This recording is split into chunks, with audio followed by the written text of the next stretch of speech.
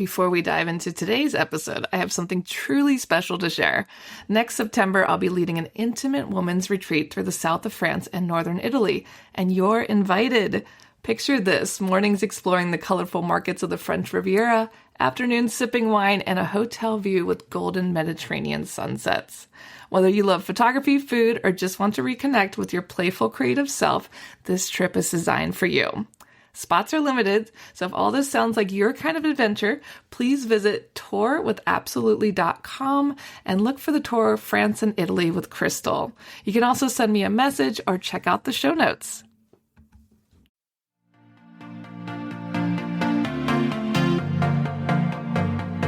Hey guys, my name's Crystal Kenny, and I'm in love with creating.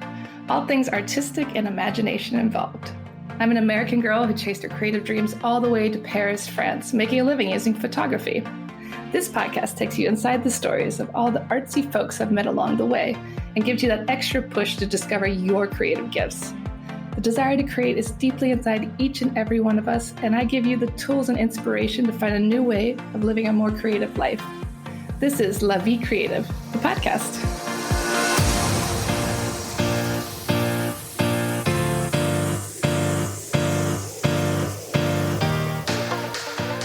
So welcome back to the show, Whitney. It's great to have you back. Thank you so much for having me. It's been a couple of years since we last chatted about your other book, Will There Be Love? Well, this is your new book, Will There Be Love? Last time is Will There Be Wine? Correct. So yes. Talk a little bit about this process for the new book. What inspired Will There Be Love?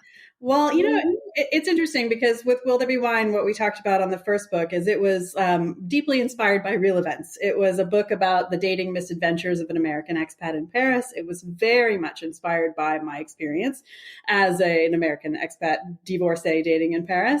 And it was a bit of, just like turning some real stuff that had happened in my life into a novel, which was an interesting creative process in and of itself. But this one actually came around, and it's 100% fiction. So it was an entirely different process. But it came around because about 8 or 9 months after I finished Will There Be Wine, I was having a conversation with a girlfriend who told me that her parents had never told her that they loved her. And so as a result, she was having a hard time saying it to her partner and her new baby.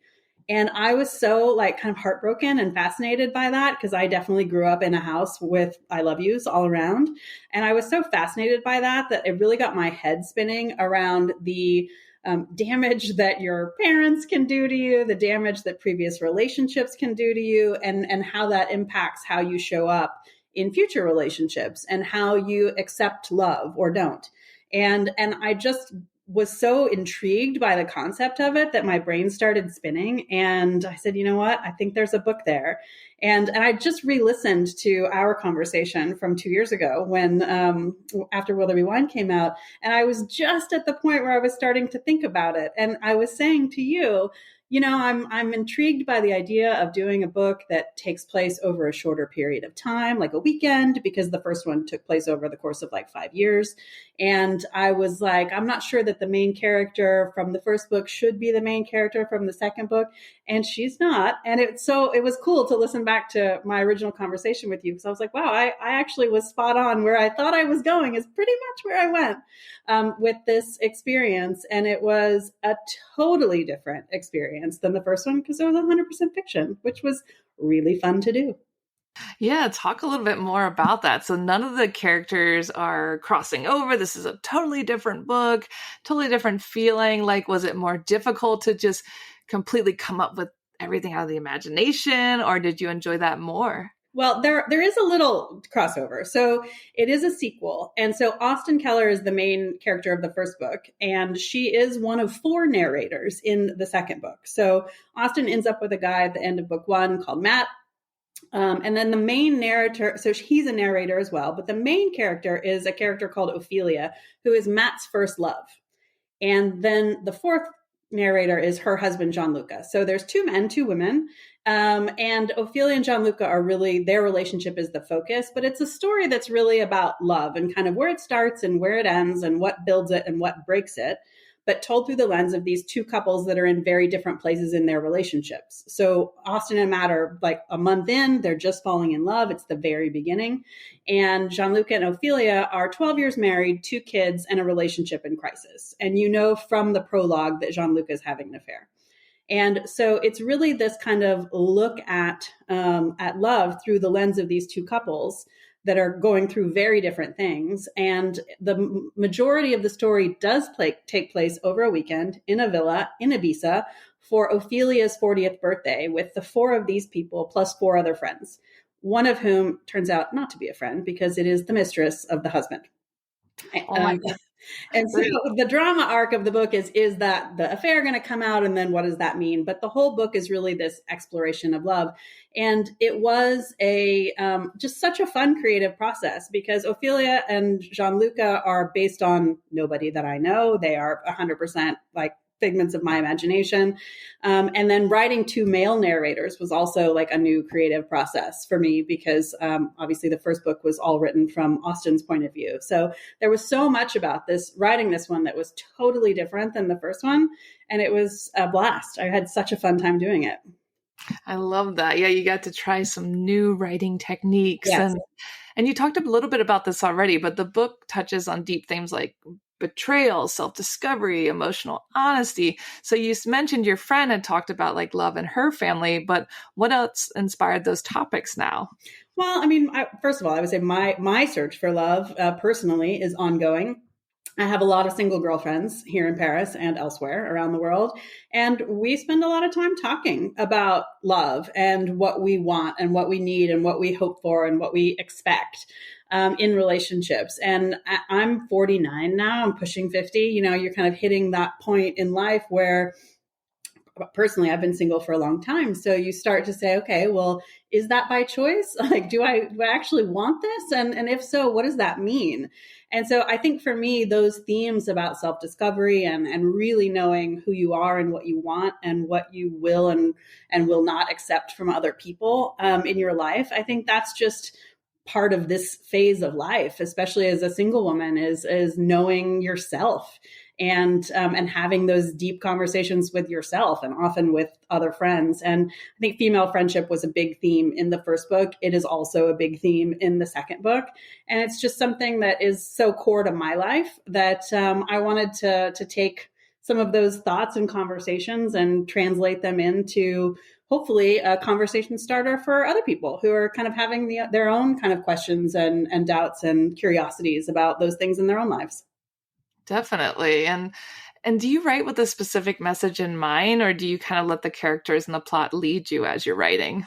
You know, I went to a self-publishing conference in London a couple years ago, and it was the first time I'd heard this term, but one of the writers was talking about there are 2 types of writers. There are plotters and there are pantsers. And I was like looking up on Google, like, what's a pantser? And it's someone who writes by the seat of their pants. I like that, pantser. Yeah. So there are certain people who have a whole plot in mind before they start writing. They've mapped the whole thing out. And there's other people that are pantsers. I did a character map. I worked for Microsoft for 16 years. So I did my character map in Excel because old habits die hard. But I had an Excel spreadsheet with the 8 characters who were going to be in the villa, who they were, how old they were, what they looked like, how they knew each other, what their kind of personal backstories were, this kind of stuff. So I mapped out the people and kind of how they were relating to each other and kind of what the point of each character was in what I thought the narrative was going to be, but I did not have the narrative mapped out. And I just started writing one day. So I'm definitely a pantser from a plotting perspective. But what was super interesting about this one, I worked with the same freelance book editor that I had worked with on the first book, who I really loved. She's amazing. And one of the, she had me fill out for each time, like a questionnaire before she did the edit. And one of her questions was, what emotions or responses should the writing evoke in specific scenes or chapters? Please highlight these scenes in the manuscript and note the emotion you'd like to evoke. And I was like, ooh, wow. So after I had already written I think I was on the second draft at this point, I thought about that and I said, okay, what are the themes that I want people to discuss? And then I had to go through and reread the whole book and look for them and say, you know, do I feel like I communicated this well? And then I color coded the whole manuscript according to those three things. And she was editing with that in mind. And they were, number one, there's no right way to love and be loved. Number two was honest communication is key to happiness with yourself and your partner. And the third one was love is about fully accepting your and your partner's best and worst, past and present.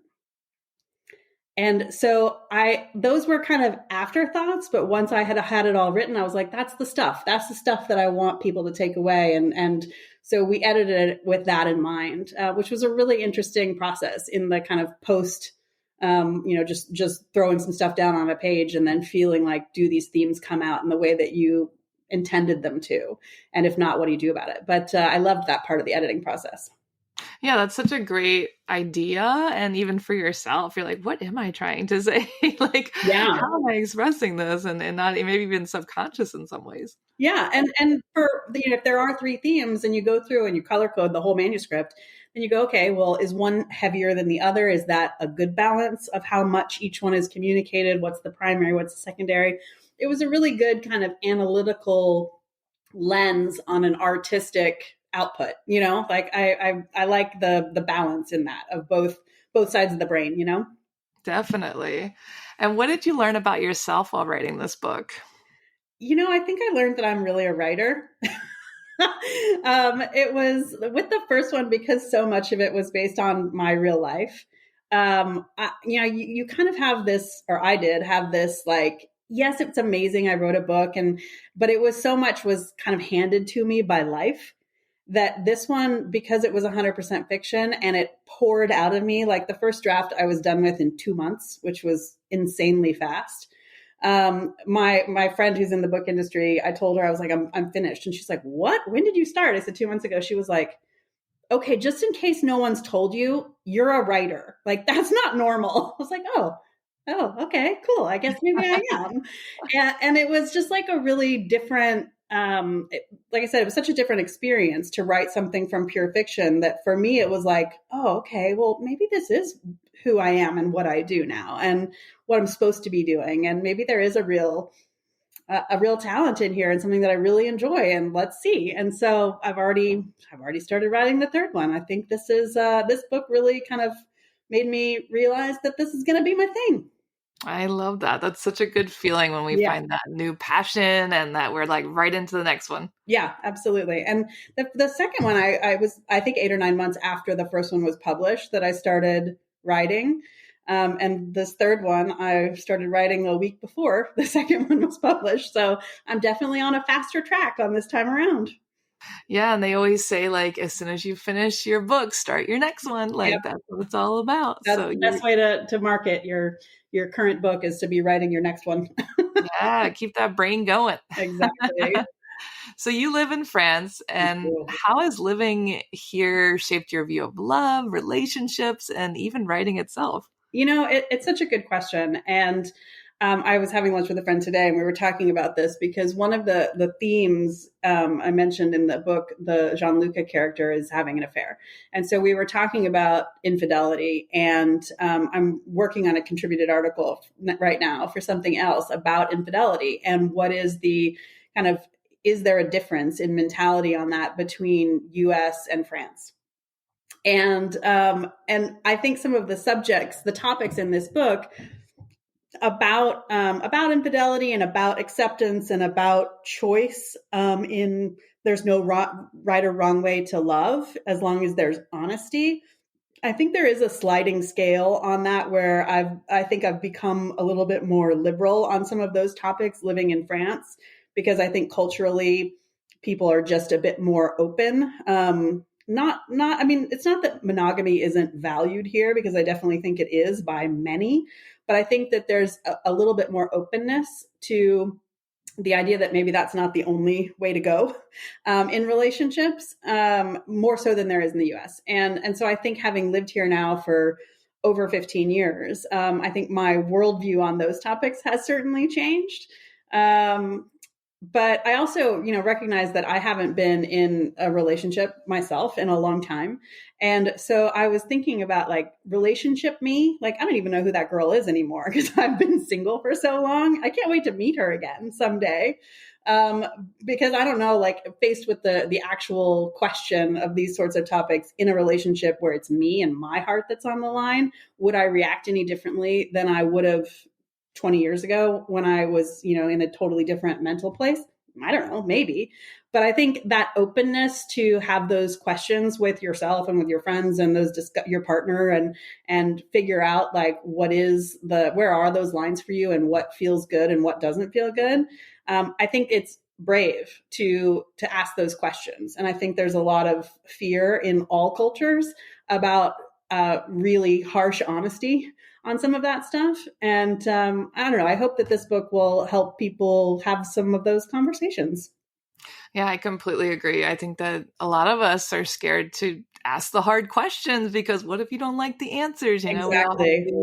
these Disneyland fantasies about what love is, what relationships are. And at the end of the day, it's like you need to have these conversations. So it's good you're starting them. Yeah, I think it takes a lot of bravery to ask those questions of your own relationships. And I think this generation, like Gen Z, for example, is much more. I think has a more deeply seated belief that they deserve happiness. Whereas like our mothers and grandmothers generations, I don't think that they inherently believed that that was something that they were owed. And I think that that's part of it is that kind of, well, I deserve happiness. And so what's going to make me happy?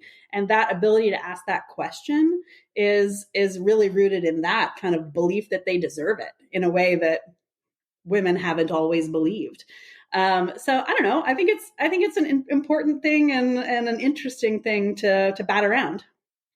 Yeah, I like this generation is like more like body empowered too. Like we gotta be Absolutely. so skinny, we gotta be so perfect. And they just like threw all that out the window. Yeah. So it's like really fascinating. I love that for them. I think even our generation was kind of like, oh, I'm demanding too much out of my job or my relationship and blah, blah, blah. But now they're just like, no, I deserve all the things and more.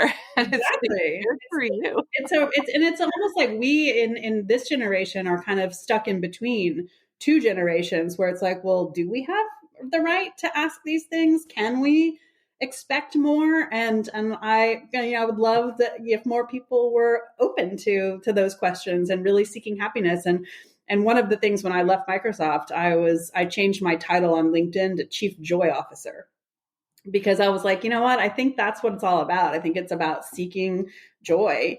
And it doesn't mean that we should not have responsibilities and, all of those other things. Of course, yes, like that's part of adulting. But I do think happiness is something that everybody deserves. And that pursuit of that is something that I think a lot of people don't allow themselves. And I find that a little bit tragic. So anyway, I don't know. It's all part of the reason why I wanted to write this book. No, I love that. I agree with all that. I think I question that daily myself. Like, what do I deserve? I should just accept what I have. It's like, no, we always, what makes us happy is always changing and evolving too. And that's okay because we get one thing and then we want another thing. And it's like, am I just completely ridiculous? It's like, no, it's always evolving. Joy is always changing. And I think those are great conversations to have. Yeah. And I mean, I'm a divorcee. I got married when I was in my 20s. I think I was 25 or so when I got married and 35 when I got divorced. And what I wanted and what he wanted at 25, ultimately changed. And so that was why we got divorced was we kind of went, you know what, like, we don't want the same things. You're a good person. I'm a good person. We both deserve to be happier than this. So let's go seek joy somewhere else with other people. But let's go be happy and not feel stuck in, some choice that we made when we were 25 and still figuring out who we were and what we wanted. So yeah, it takes a certain amount of bravery, but I think that's important because life is too short to go through it miserable. For sure. And change is good. Change is good. It's growth, like Growth, that's yeah. the whole point of the game. Exactly. So what does love mean to you today? You've spent so much time dissecting it on the page. Yeah. What do you think love is? Well, I mean, gosh, it's such a big question. Not one that I can tackle in a few minutes. But, I think one of the things that I tried to look at in this book is the assumption that romantic love should be at the top of the hierarchy. I think a lot of people say, okay, I'm looking for a partner, and if I don't have that, then something's missing in my life. And I think what I have found in these years of being single is, while I am a wild romantic at heart and would very much like to have a partner, I also have a really fantastic life because I am surrounded by other kinds of love. And my friends, and I mentioned female friendships as a big theme in both books, like those friendships, and especially as an expat, when you're living far away from family, that found family and who you surround yourself with and how you create a life that works for you, that is what fills my heart up. And, so for me, love is knowing that you have great friends, knowing that you have people that you can count on. And, romantic love is certainly a piece of that, but it's not the end all be all. And so, I think it's about knowing your own heart, knowing what you need, and filling up your life in that way. Yeah, love can mean something different to many people. Just like art and beauty is subjective, love is subjective too. Totally. So how do you balance the solitude of writing with a life in a vibrant city like Paris? Yeah, I'm a wild extrovert in addition to being a wild romantic. And writing is definitely, or being an author is definitely not a social job. And so I do make a point of just going out in the evenings, or, meeting friends for coffee in the day, or just having at least one kind of opportunity to go out on most days to get out of my apartment and get out into the world. So for me, it's just about balancing the work and the social life, which I think is probably true of every profession, is just finding that balance that works for you. I think a lot of writers are introverts and they're happy to just like sit there and be in their own little fictional world all the time. It's definitely not the case for me. So for me, I just, my calendar is usually pretty active on evening stuff to do and friends to see and whatever to balance out that solitude. But, it's kind of also romantic to be a writer in Paris. So, I revel in that too. And do you have a favorite cafe or spot in the city that helps you get the words flowing? I do. I'm a member of Soho House in Paris. And so I do go right from there, usually like once a week. Just as my kind of planned opportunity to get out of the house. And there's a gym there too. And that's just good planning for me. Other than that, no, because like I want to like know that I've got a power source and can sit there all day and that I'm not going to annoy anybody. And I think those places are kind of harder to come by, or at least for me, like I think I feel guilty as an American holding a table down all day in an average cafe. So yeah, I don't know. Soho is my go-to, but mostly I write at home and then just go out at night to see friends and get out of my hole. Out of your mind. We're neighbors. I'm at Blanche 21. I'll come wave hello to you one day. Perfect. Yeah, I never understand how people can write in cafes. Like, I need complete silence. And I'm like, I don't want people doing stuff. Like, I need quiet over here. But I think everyone's different with that. Yeah, I can zone out the noise pretty easily. It's more just about like wanting to not intrude on the cafes, like wanting more tables. I used to be a waitress. I think I have that. Don't you want to turn over the table? Don't you want somebody who's not just sitting there all day? So I don't know. That's probably my American mentality. Definitely. And what can we expect from the third installment? Where's the story going now? Yeah. So the third one, I've honestly just started writing. I wrote about 10 pages and then I broke my elbow. So it's on hold at the moment, but it's going to be called Will There Be Time? Again, I reserve the right to change my mind on any of this, but the main character of the third book is going to be Matt's sister, Vivienne, who you see like twice in the second book, but you don't see her. You hear about her twice in the second book. And all you really know about her is that she doesn't trust anybody, that she has like real stranger danger that is like typical of a small child where they're like, ooh, new person I don't trust. She has that into her adulthood. And so the time question is probably about like she meets somebody and is there time for her to open up and decide to trust him for them to have a meaningful thing. But she's on a train going to Paris to see Austin and Matt, and meet somebody on a train, and then runs into him again later. And then it's all about this kind of trust basis. And there may be another element on time. I think somebody in the story who's probably a secondary character is probably sick and maybe dying. I don't know. So there's an underlying will there be time question about that too. But it's still very early in the development, but it's definitely will there be time. Vivienne is definitely the main character. And I'm really excited to delve into her world. Yeah, and since you're such a fast, amazing writer, this broken elbow will be no problem. You'll just jump right in afterwards. I hope so. I hope it's healing very fast as we talk. So what advice would you give to someone who's looking to write their first novel in midlife? I think it's really just start writing. That's the best advice, because when I was writing my first one, I didn't even know if it was going to be a novel. I didn't know if I was going to have the wherewithal to even finish it, or if I was just starting to write and seeing where it took me. It was very much like, well, I'll just start and see what happens.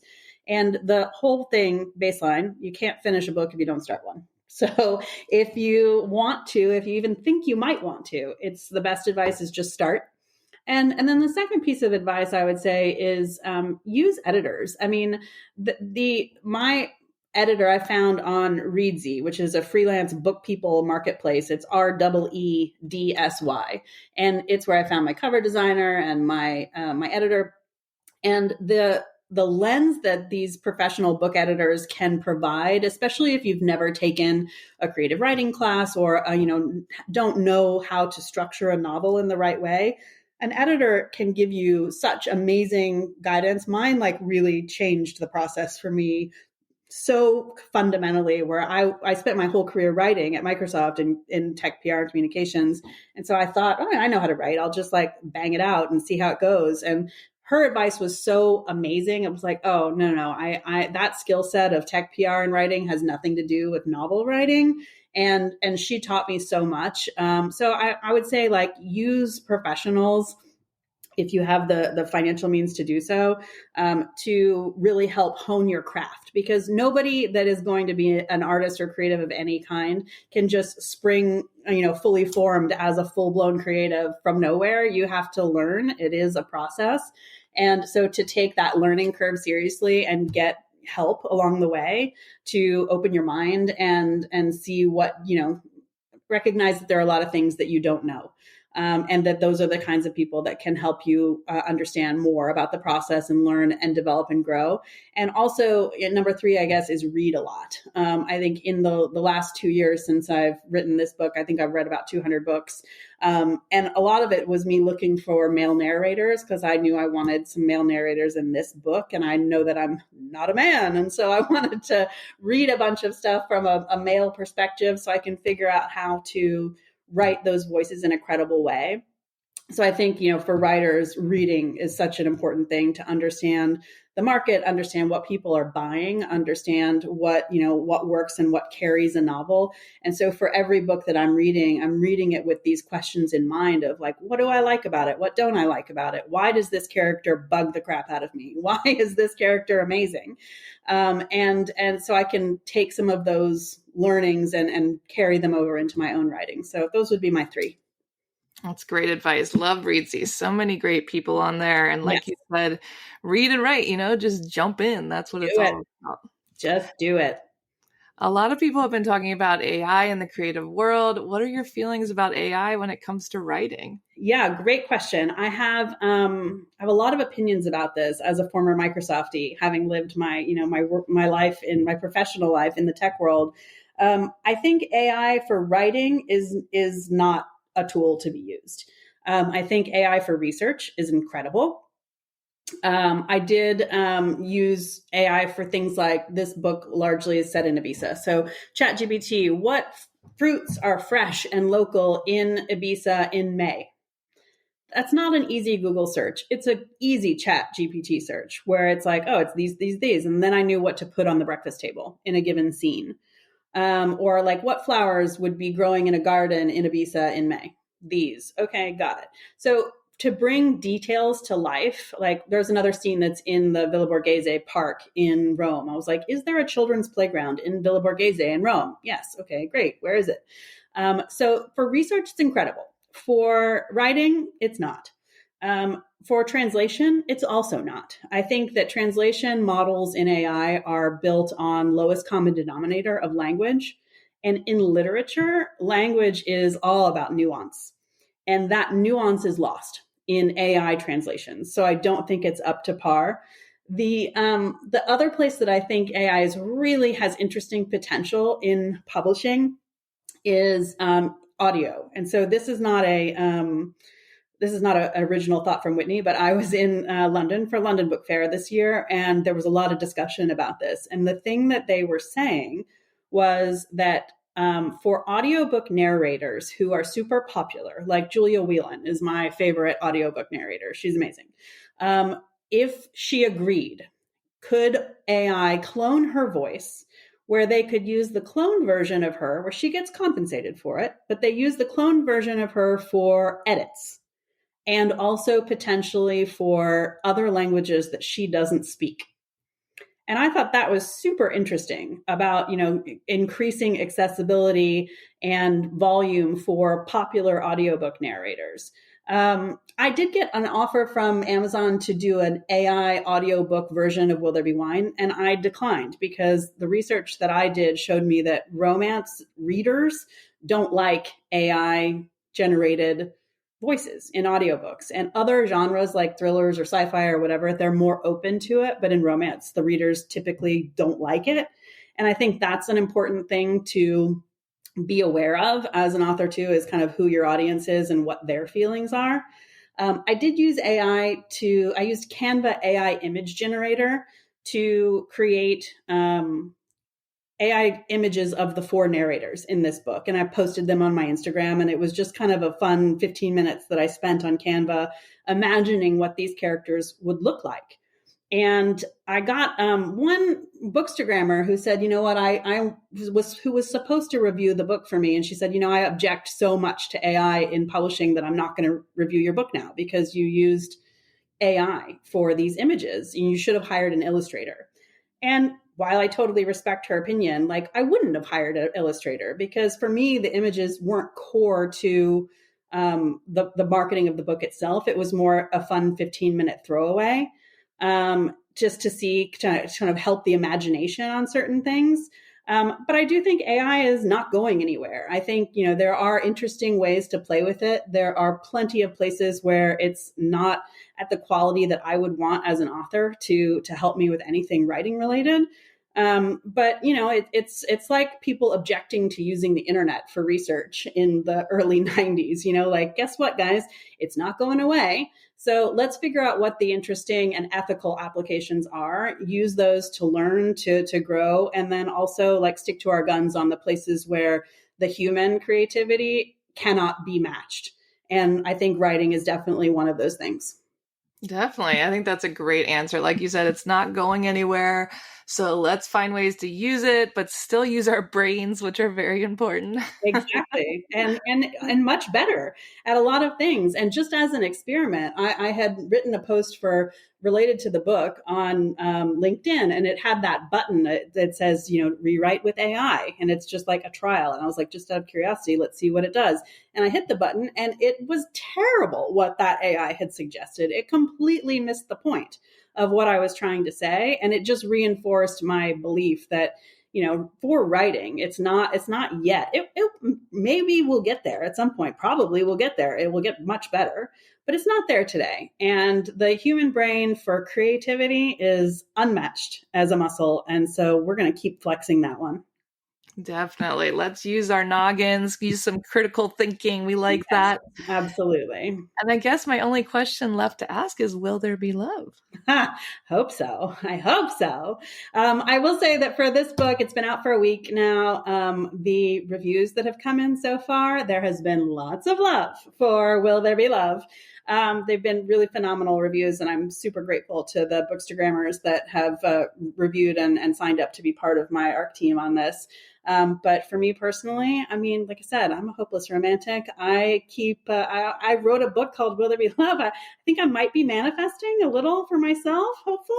I mean, we'll see. We'll see how it goes. And where can people pick up Will There Be Love?